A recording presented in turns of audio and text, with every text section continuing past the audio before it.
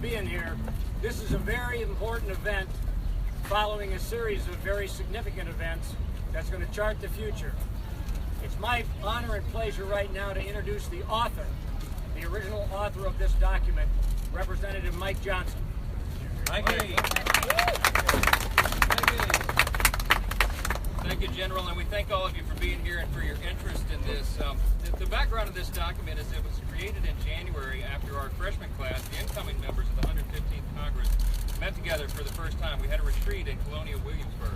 We all sat around a U-shaped table and shared our hearts together, and what we found there was a common commitment among us that we wanted to do Congress a different way. We wanted to change the tone in Washington, and we lamented that there's this sort of vitriol in the culture, and it's been fueled really too often by vitriol in our politics and our public discourse.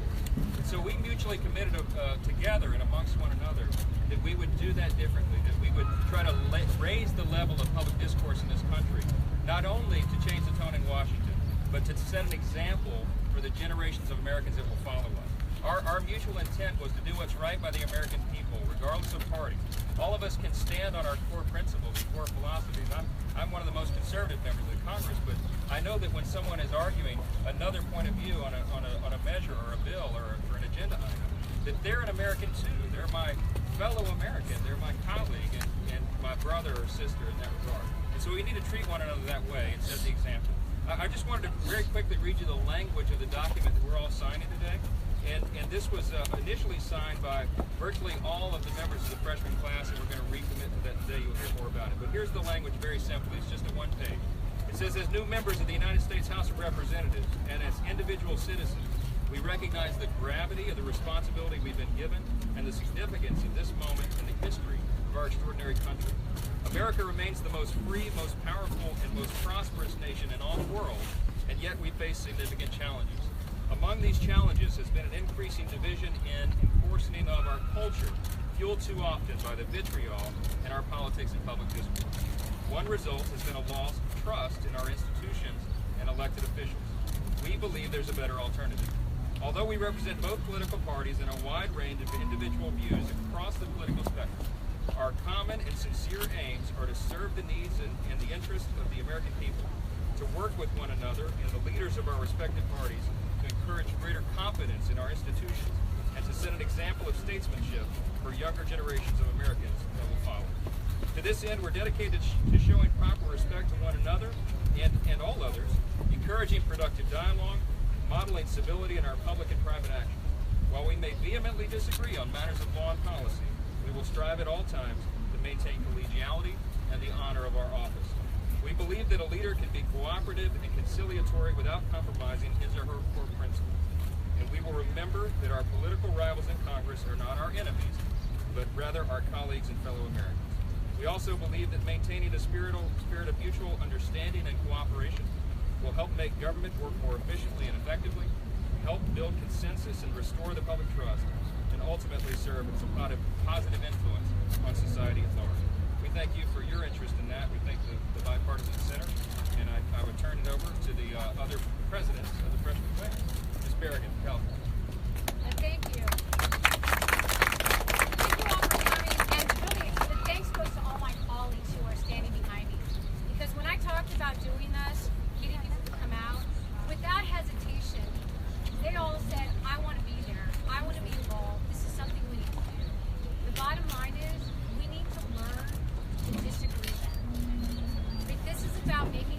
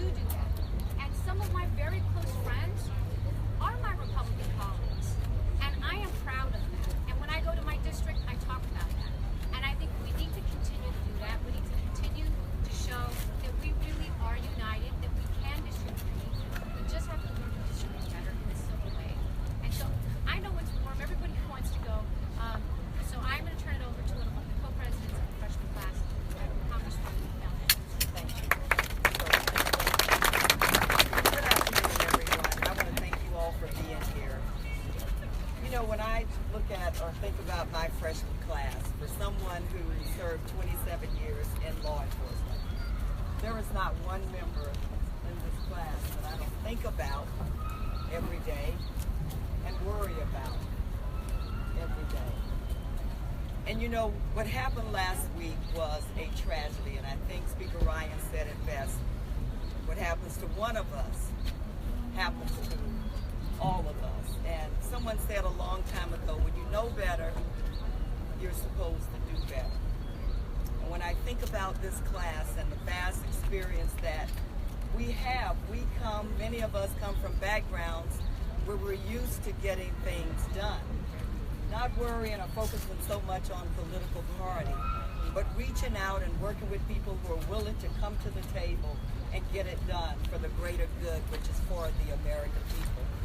We have people that come from backgrounds. We have a sheriff, police chief, we have a rabbi, we have a minister, we have prosecutors, we have businessmen, people who were involved in the tech world, people who worked in positions before coming to Congress who were about getting things done. The fact that we're here does not mean that something should change. It's all about working for the greater good, not our personal agendas. And I think if we remember that every day that we're working for the American people, and that solving problems start with respecting each other. I love the diversity in this class. I love the uniqueness of this class. We've always had Republicans and Democrats, but historically we've always been able to come together, it seems, during the toughest of times and do the work that needs to be done.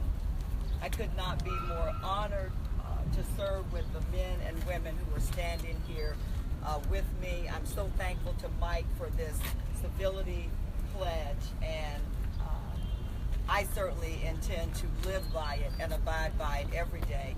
And I know the people who are standing here with me will do the same. So thank you all so much, and God bless you.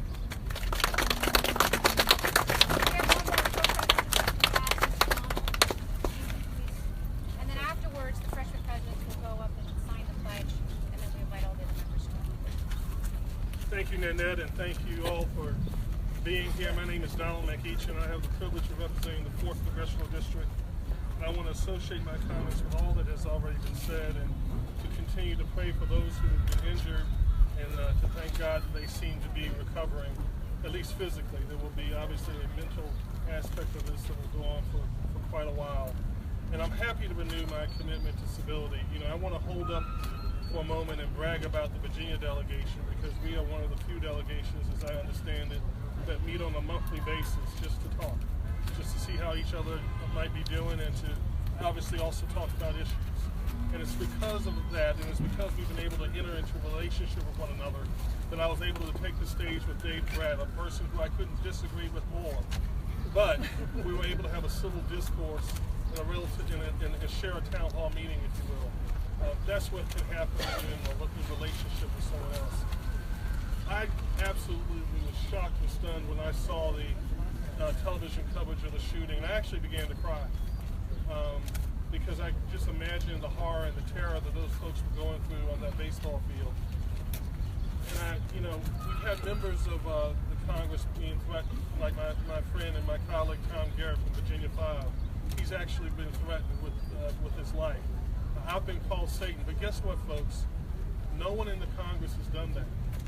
And part of this discussion really needs to be about our constituents. Whether they voted for us or not, sometimes our constituents need to help us dial it back. You know, there's no reason to threaten Tom Garrett or his family, and there's no reason to call me Satan. And so as we go forward with this discussion, I hope you and the media will expand it beyond just the Congress, but also to our constituents that we work for. God bless you all for being here, and we're ready to go sign the pledge. While they're signing, I just wanted to add, we're wearing these stickers for Steve Scalise. He's in the hospital. I was there yesterday. He's doing well and recovering, but he has a long road ahead. And I want to say, when we proposed this idea early in January, we went to the leadership to tell them that we were going to present it into the congressional record. And we made speeches on the floor February 14th. 22 members of this class, alternating Republican, Democrat, went to the floor and spoke to the concept and the importance of civility.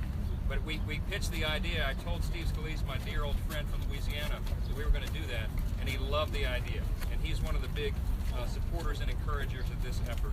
And I wanted that to be said today, that he certainly is supportive of this, and we're all